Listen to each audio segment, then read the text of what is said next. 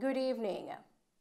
The government came under heavy criticism over spiraling crime in the country from the opposition, as well as the private sector organization of Jamaica, the PSOJ, which told the administration that it needs to act now to protect Jamaicans as the current situation is becoming untenable. Opposition leader Mark Golding, during the People's National Party post-conference press briefing yesterday, says the cause of crime is not being addressed to help reduce crime in Jamaica. In Jamaica, we have not been able to achieve a sustained reduction in violent crime, despite having one of, if not the highest rate of murders in the world. And that is because the causes of crime are not being addressed. And the causes of crime are the steady flow of young men in particular, not exclusively, who come through the system of parenting into early childhood development, into primary, into secondary school, and do not achieve anything that directs their life towards constructive citizenship and an ability to make a decent life for themselves. Many of them do not have the required subjects or no subjects, and the allurement of a life of crime is irresistible, and they take up the gun and they get involved in antisocial behavior and, of course, gang conflict, and ultimately that is a big contributor to the murder rate we have. He outlined the People's National Party's remedy to addressing the underlying causes of the high level of crime in the country. So the PNP's primary approach to that is to deal with the causes of crime through family life, strengthening family life, and I spoke to that in a number of respects. Building out a world-class early child development and primary school education system so that by the time our children are ready for secondary school, they are able to read and write. They are numerate, they can do basic arithmetic, and they can understand and think critically. If we give our children that start, which many of them are not currently getting, the outcomes of our secondary school system will be completely different and will be much more positive. We will not have literally thousands of young people every year leaving school who are semi-literate and have no subjects. And that is what we need to avoid, that pipeline of young people going into a life of despair and negative behavior.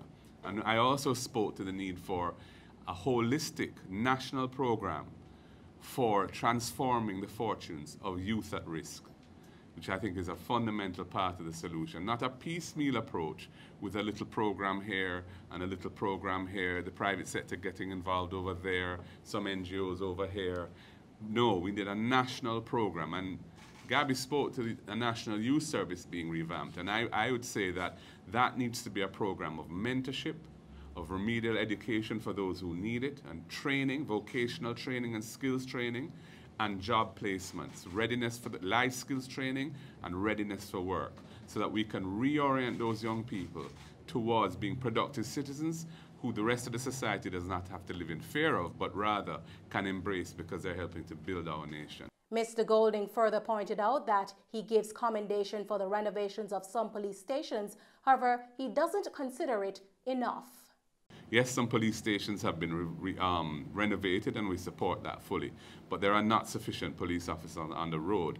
And of course, the legal system is a critical part. The justice system is a critical part of managing violent crime, because that's where you ensure accountability, where persons who are charged, having been investigated and found to have a case to answer, are effectively prosecuted.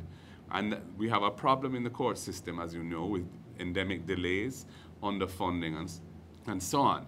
And there's been a big attempt to improve that, and I commend the Chief Justice for the work he has been doing, and both Minister Chuck and myself as his predecessor put in a lot of effort to eliminate some of the inefficiencies in the justice system to deal with the backlog of cases. But that needs to continue, and the treatment of people who come into conflict with the law but are not hardened criminals through procedures that deal with justice procedures that are not strictly prosecutions, but rather seek to deal with restoring, healing relationships, restoring relationships that have been fractured through restorative justice, mediation, and in the case of children, the child diversion program. These are important policies for which there is continuity across administrations, and those need to be, again, intensified and given the resources so that they can also have an impact in keeping our justice system from being overwhelmed with gun offenses and murders. Meanwhile, President of the Private Sector Organization of Jamaica, Keith Duncan, says he's not noting with concern the near radio silence from both the opposition and the government over talks towards achieving a crime-fighting consensus. He says the wanton and senseless violence by gangsters is now undermining public confidence. The PSOJ statement came 2 days after gunmen opened fire at a football match in Spring Village, St. Catherine, leaving 3 people dead and 6 others nursing gunshot wounds. The Spring Village shooting incident is the 16th multiple murder this month. In the meantime, National Security Minister Dr. Horace Chang has defended his position of telling the police not to miss when engaged in shootouts with gunmen. The minister defended the comments while addressing a post-cabinet media briefing this morning. In dismissing the concerns raised, the security minister says his comments are in keeping with standard policing practice. If they are attacked, or policemen come under attack by criminals, they should return fire. The term I use was fire back. That's standard use of force policy anywhere in the globe. If you come under deadly attack, you are entitled to respond. As to quote the Indicom director, the right to life is the first event. And in a combat situation, the police have the first right to life, I think, is the right to life of the policeman, who is acting to protect not only himself, but the wider society. And I further indicated that I am entreating the Commissioner of Police to train them well. Because if they are not properly trained and they miss, they get killed, and other members of the community. That's my position, and that was what I said. And I don't expect anyone to consider that if I am sending police officers out there, I would be committing an act of negligence if I send half-trained police officers to fight hardened criminals with firepower which they don't have. As I've indicated elsewhere, we are not allowed to provide the police with the kind of weaponry that they have. We cannot give a modified M16 with a 100-round drum magazine, which the criminal have. I cannot get gunsmiths to extend the magazine and make them, double them and get 48 clips into 9mm and machine pistols like Mach 11 and Intratec 9s. The police have to operate with standard weapons, which is a part of the training and the responsibility of government to provide them with, I said, standard operating equipment. Dr. Chang has been criticized by Jamaicans for Justice and Indicom, who have argued the comments may be interpreted as defense against extrajudicial killings. In giving statistics of drive-by shootings, Dr. Chang says Cabinet has to come together in agreement to pass legislation so as to prevent hardened criminals from organizing killings in communities.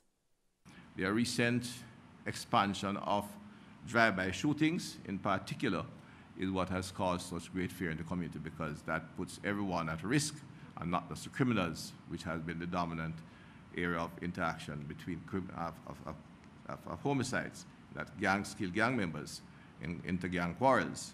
But in recent times, we have seen them literally getting into communities. The street term for that is what they call geographic retaliation, from my understanding of the inner city activity. Force itself, through its professional standards branch, have taken significant steps to remove from us the sprinkling of criminals who may have infiltrated the police force. And we are committed to that course and will continue to do so. Recently, the private sector, and appropriately so, and we respect and support the support we get from the private sector, and we have been having dialogue with them and maintain that dialogue. It's been extremely extensive over the last few months. We have a challenge, and they have asked for increased dialogue. There is no formal meeting currently in the last few weeks with the opposition PNP, but we have been having dialogue over the last over the year. There is a breaking point of consensus. It is a critical element, but there is broad consensus on a lot of the measures we're doing in terms of reform of the police force, in terms of training, in terms of expanding and equipping. Where we have is what we consider critical short-term measures. Dr. Chang says there must be criminal legislation in assisting the police to remove criminals from society while the state builds a case to bring them to court. I said elsewhere this morning, the gangs in Jamaica are not identifiable political groups or any kind of groups that you can see challenge this government or the state. They are embedded within the community. Their families, their friends that they went to school with. They are criminal actors, not political actors. And what we want is criminal legislation to assist the police in removing them from the community while we build the case that we can take to court. Because it's well established, gang leaders dominate communities in a way that creates fear, and therefore the quality evidence you need, which in our tradition we maintain, and we're not in any way seeking to reload the bar. But first person affidavit is crucial in taking criminals to court who are violence producers.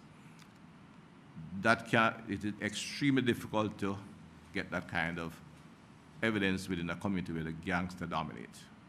And therefore have to find a legitimate way of separating them and build our case over the time required.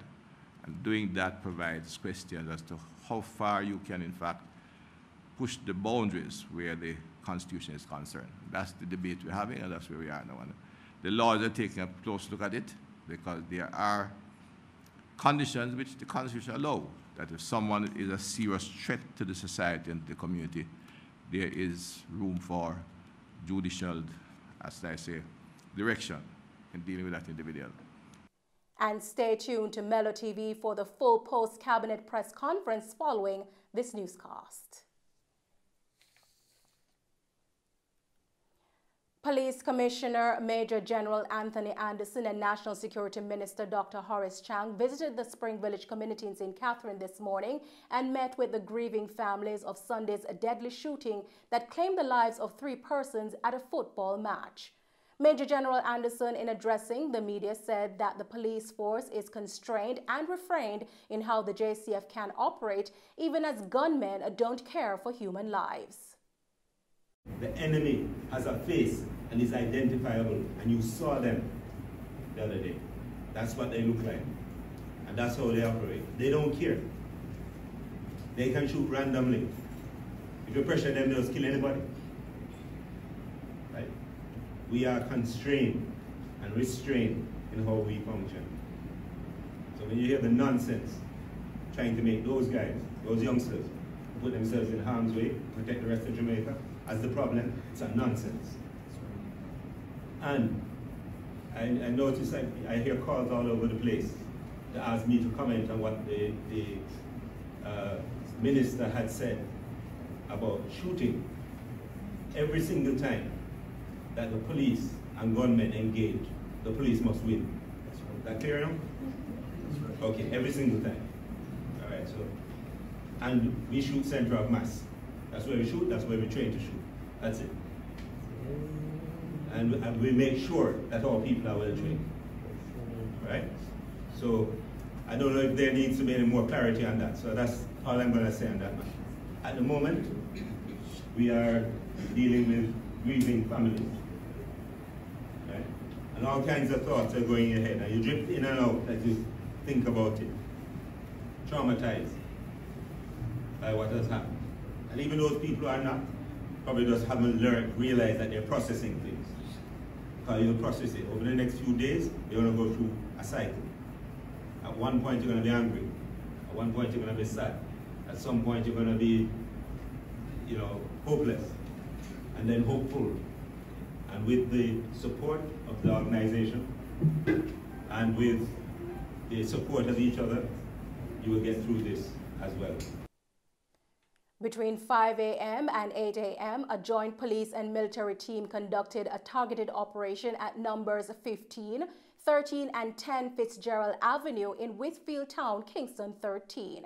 During the search of premises number 15, 2 firearms, a Glock 17 with serial number AB FE905 and a Smith & Wesson Springfield 9mm pistol with serial number TEM 4759 along with 34 9mm rounds were recovered. No one was arrested in relation to this recovery. Investigations continue.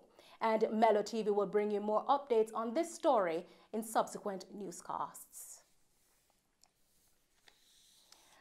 A Jamaican man was arrested and charged with luring a Pensacola juvenile for sex after it was alleged that he messaged undercover Florida Department of Law Enforcement FDLE agents. He has been identified as Tajay Javari Samuels, a 31-year-old man with a Kingston address. According to a FDLE press statement, he is accused of using two-way communication device to facilitate a felony, 7 charges of transmitting harmful material to a minor, and 1 count of traveling to meet a minor to engage in sexual activity. According to the announcement, Samuels made online interactions with undercover investigators posing as a 14-year-old female in August, which is when the FDLE started its investigation. Using a messaging app, he sent pornographic images of himself and made travel plans to meet the agent. According to Escambia County Jail, Samuels is currently being detained without bond.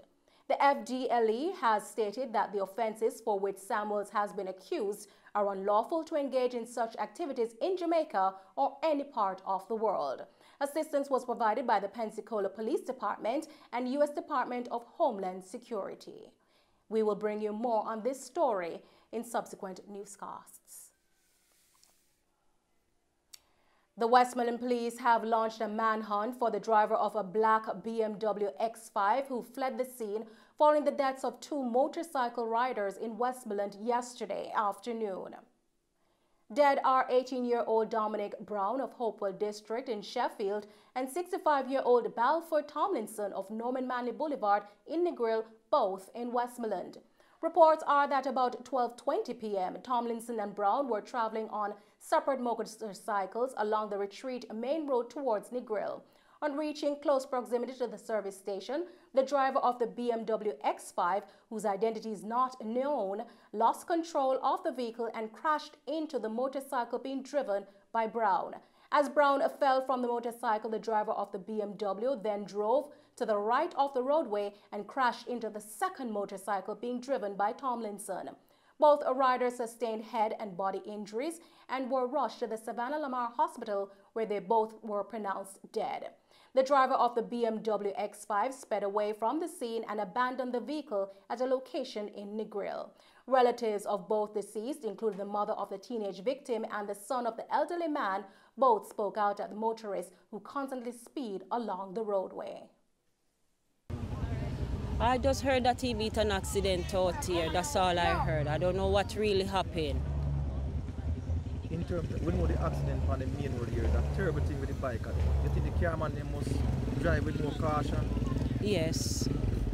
They should drive more caution. Him run by taxi? No. What's his full name? Dominic Brown. Age? 18 years old. 18 years old? Yes. How the family feel now at this moment? Well, very sad, shocking, trying to keep the faith. But what do you say to motorists now? Please be cautious on the road and be safe on the road. Look out for one another. And look out for one another, especially the bike man them, regardless of their riding on the road. What type of person your father was? A good person, father. You know, kind of willing. He went to run bike taxi? No, I'm come from his wife first, to females, on the beach. They live a beach road? Yeah, now I'm on the Boulevard. How the family taking this ride?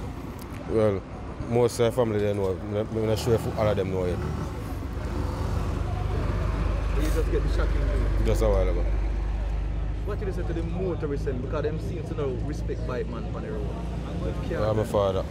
I just grieve right now, my father. I can't even talk about that, but I live it. Yes, I'm the aunt of Dominic Brown. Yes, but I don't know how the accident go. And what I would say to all the motorists, please take it easy on the road. Look out for their one another. Just go easy and look out. Just focus while they are driving on the road. What type of person Dominic was? Dominic is a very jovial person, loving, a kind person. He don't give trouble. He hardly talk. The family, it's kind of wreck.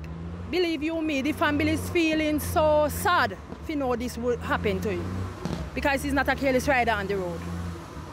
The administrative staff and students at the Froome Technical High School in Westmoreland received a major boost yesterday after the institution was presented with a check valued at over $500,000 by one of its past students, Neville Sadler. Mr. Sadler, who graduated from the school in 1989, presented the school with books, pencils, pens, and other educational tools.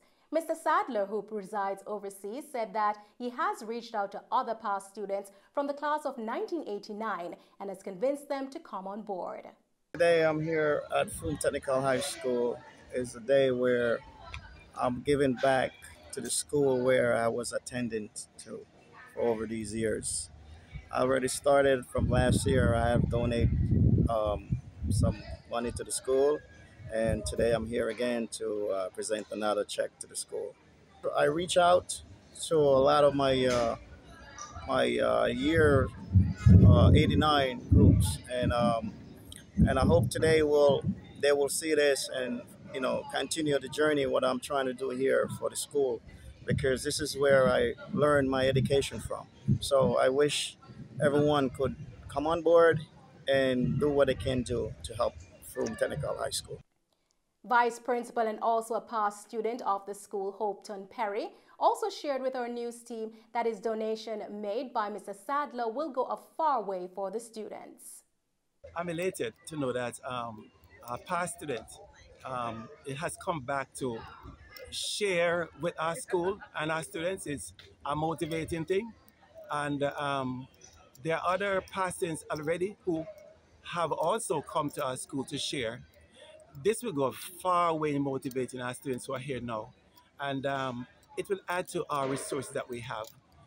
Personally, I'm very happy because I'm here working as a teacher, now a vice principal, a past student myself. So I'm so elated, and this is the way for us to go.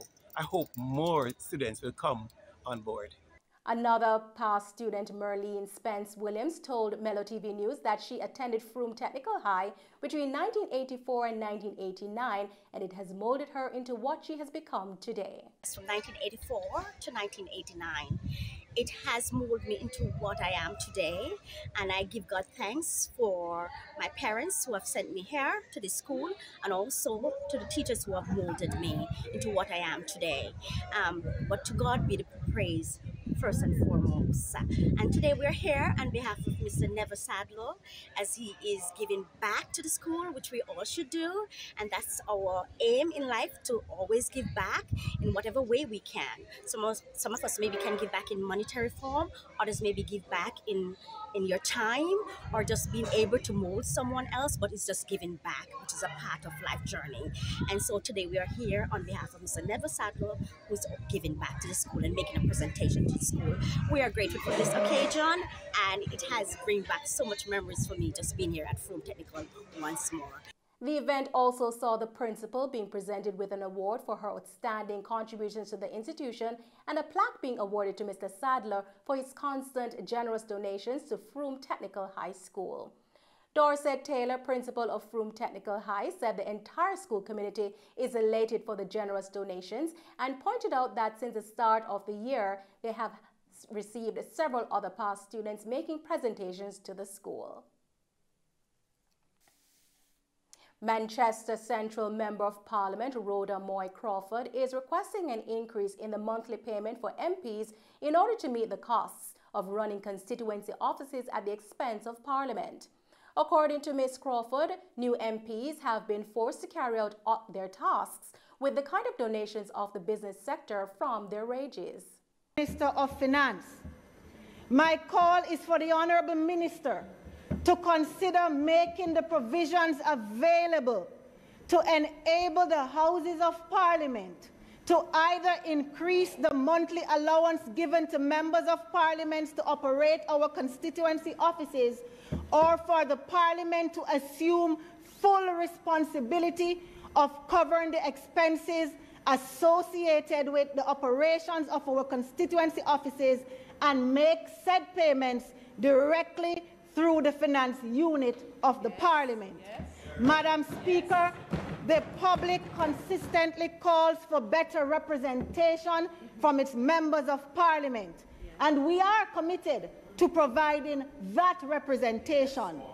One of the best ways to ensure our success and hold us more accountable is to equip us with the needed tools to execute our function.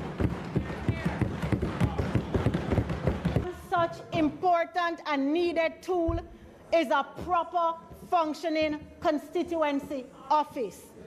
Madam Speaker, the existing allowance afforded to each of the 63 members of parliament is not sufficient to enable us to pay office rent, all utilities, light, water, internet, phone bills, purchase office furniture, purchase technological devices, computers and printers, purchase stationery, purchase office cellular phones, so that our constituents can reach us beyond office hours, pay a cleaner attendant and a bearer, among other expenses. Wages.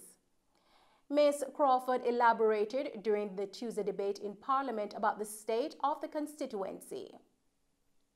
In order to ensure that the National Works Agency and the NWC carry out their tasks cooperatively, the Manchester Central MP also suggested that they enter into a memorandum of agreement. This is in light of various complaints of newly paved roads being dug up by the NWC.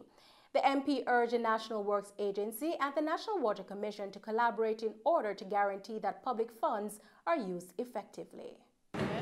We have far too often borne witness to the dismantling of freshly asphalted roads to facilitate the installation or repairs of pipelines. Madam Speaker, my heart broke a few months ago when I received pictures and a phone call from an angry and frustrated constituent who saw a work team from the NWC digging into a section of the roadway on the Carteret Road less than 2 hours after my road affix team had concluded road repairs. This practice must not continue. Too much of taxpayers' monies and time are being wasted. I must also call upon the minister with responsibility for water, the executive management team of the NWC, and the managers of UC Rosal Windalco to jointly consider the feasibility of government's lease or purchase of at least 3 or 4 of the wells located at Windalco's Williamsfield plant in the constituency. The existing wells have the capacity to store and produce approximately 3 to 4 million gallons of water daily.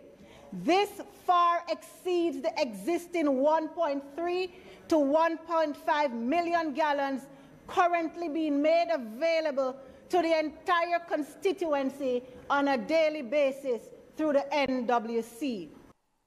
And those are the stories making the news this evening. I'm Nicole Hales. Thanks for watching.